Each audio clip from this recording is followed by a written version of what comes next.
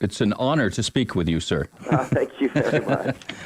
One of my favorite shows on TV, as it is for a lot of Canadian men. Let's first get this whole musical performance thing off the ground here. You're in Barrie tomorrow. Tell us about Earth Hour. Yeah, well, I'm actually really honored to be there. I mean, I love Barrie as it is. So when I heard about the function, I basically just said, yeah, if we can make this happen, make sure I'm there. And it looks like I'm headlining, so that's even cooler. So it's it's the celebration of Earth Hour. It's shutting off of all non-essential electricity for an hour.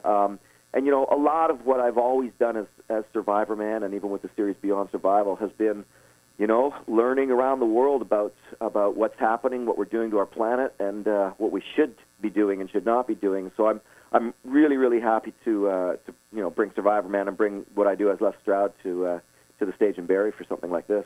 I have heard a rumor that there's a lot of rumors out there, but go ahead. Which one? that your residence is off the grid. Is that true? Well, I mean, to be fair, I have a couple of places, but yes, I have a place up not too far north of you that is that's off the grid, solar power, wind generation, and it's beautiful. It's a place of a real powerful energy, and I love it there. I've got a paintball field there for my son and I and all of the buddies. And I actually rent it out now for nature like artist retreat and family functions and corporate and How school. do we do that?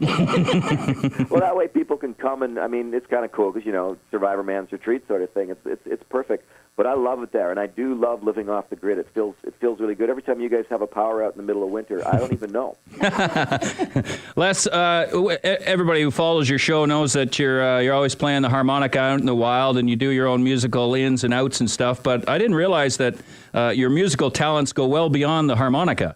Well, I mean, I've been playing, writing, and performing since I was 14. I used to write professionally for record companies when I was 21, sort of thing, and it just so happened that I became this adventure guy. I became this thing, and Survivor Man took off, but I never ceased to perform or write. And once a writer, always a writer. I mean, you get me on that stage, and I'll own it. I love it. And I performed all around. I performed with people like, Alice Cooper and Tommy Shaw and Blues Traveler and Stephen Stills. And Wow. Now, I could sit here for 2 hours and talk Survivor Man with you, but we don't have that much time. But you mentioned when Survivor Man took off. Did you ever think that your show and your excursions into the wild would catch on like this?